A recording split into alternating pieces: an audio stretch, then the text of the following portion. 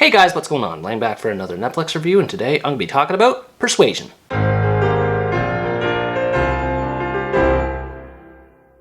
Persuasion is an American romantic drama based on the Jane Austen novel of the same name, and tells the story of Anne Elliott, a young woman who was in love with a Navy man named Frederick Wentworth, but was persuaded by her family to end her relationship with him, after which he returns to his duties. Several years later, Anne and Wentworth meet again, resulting in the possibility of a second chance at love for the two. This proves difficult, however, as she has to contend with other possible suitors from both her and Wentworth's parts, as well as the two having become different people after so much time spent apart. I don't know anything about Jane Austen's work, so I decided to read up on the novel a bit to prepare for this review, but even just from a purely cinematic point of view, it's not good. The actors do their best with the material they're given, but even they can't save the movie from its odd conventions. Dakota Johnson plays the lead role of Anne Elliott, and for what it's worth, I thought she was great as far as the performance was concerned. She seems to come close to being the introspective and thoughtful hopeless romantic that she is in the novel, based on what I learned anyway, and nails the right emotional cues as she reels over her lost love and family manipulation. Unfortunately, her introspection is not subtle at all in the way it's presented here. She literally spills out her feelings to the audience through these fourth wall breaking segments where she either narrates over a scene or just flat out talks to the camera while looking at it directly. I didn't mind this so much at first, but over time it began to annoy me. I'm not a fan of whenever a movie constantly dishes out exposition to explain whatever a character is going through. It almost feels like the movie doesn't trust the audience to interpret her character's struggles for themselves. It also doesn't help that her character has this weirdly witty persona about her. Despite her supposedly being depressed about her situation over Wentworth, she frequently dishes out jokes with other characters and rarely seems bothered by it, unless a specific scene in the script calls for her to be sad. In the novel, she apparently was much more saddened over Wentworth's absence, and even when he returned, there's still some doubt she has as to whether or not things could work out again. Her attitude in the movie is inconsistent by comparison,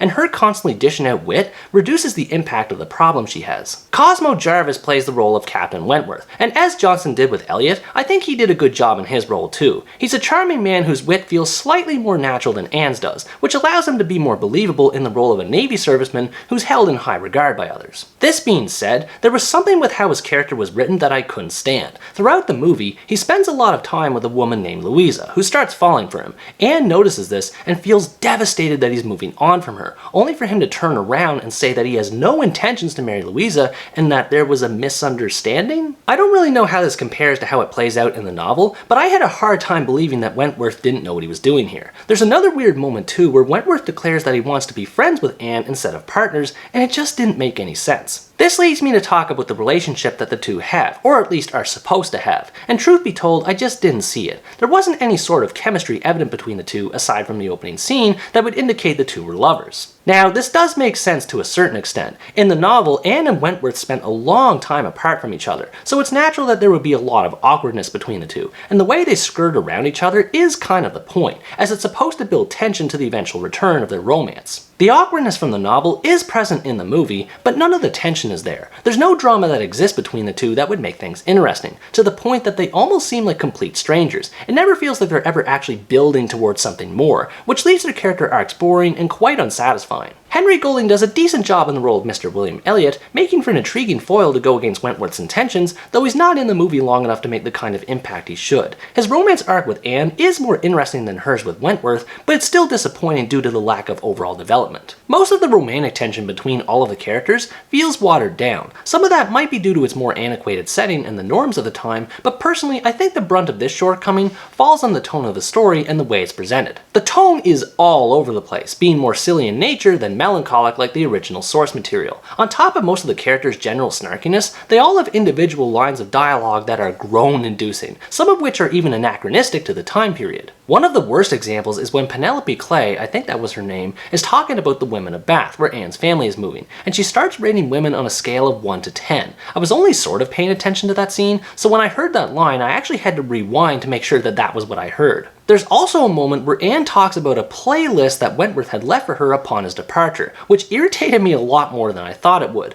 I understand that some of the language Jane Austen used in her novels could be obtuse at times, but the filmmakers didn't have to dilute it this much. And as far as humor is concerned, the movie doesn't just stop at witty lines. Actual slapstick comedy is used too, including Anne spilling gravy on her head, wearing jam for a mustache while impersonating Wentworth, and even tripping to allude to her fall to ruin. All of these silly scenes felt out of place and only further contributed to distracting from the romance. One funny scene left me feeling kind of weird afterward. Anne has a picnic with her friend Lady Russell, and the latter mentions how she went on European tours to meet men. I'm not sure if there's a scene like this in the novel or not, but I have a feeling most women from this era weren't so open about their sexuality. Even during the more dramatic moments it feels strange. In that scene I mentioned earlier where Wentworth wants to be friends, Anne says something to the effect of, "We're worse than exes now.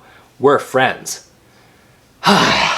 I looked up the original text this line was based on, and I couldn't believe the filmmakers changed it so much to the point of being unrecognizable. They completely butchered the emotional weight behind Anne's torment and make it out like it's some sort of joke. It's a shame because there are times where the movie is able to get a handle on itself and be more delicate in tone. There's a few brief moments where the movie doesn't have any dialogue and allows the characters to marinate in their emotions, usually accompanied by a soft soundtrack which punctuates these scenes even better. This is the kind of subtle melancholy that I think is what fans of the novel would have liked to see more of. I certainly enjoyed those moments a lot more than whatever witty sayings the movie tries to use instead, most of which are inaccurate at best and inappropriate at worst. I also thought the costumes and set designs were excellent, and appeared to be faithful to the time period where the story takes place. Although I say this as someone who has no knowledge of the era whatsoever. There was just a lot of variety and color to the environments and how characters looked that I appreciated. And speaking of environments, there's a ton of beautiful cinematography as well that helps breathe life into the setting. Whether a scene is set in the woods or in the heart of its multiple communities, there's a romantic atmosphere that's consistently conveyed throughout, even if it's not fully taken advantage of in the story itself. One more thing I'll add about the movie is that I was not a fan of its ending. I have never seen a romance movie end so limply and with so little enthusiasm for its main character's love story before. Everything about it just felt rushed, almost like the filmmakers couldn't wait to get the story over with, which speaks a lot about the quality of the movie as a whole. Overall, Persuasion is an unfulfilling adaptation of a beloved classic, and even as a movie on its own, it's still disappointing.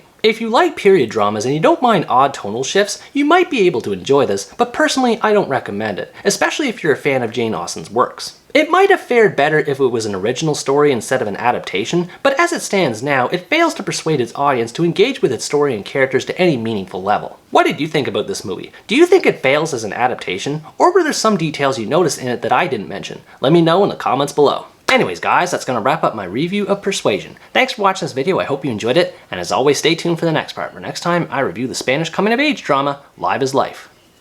Bye bye!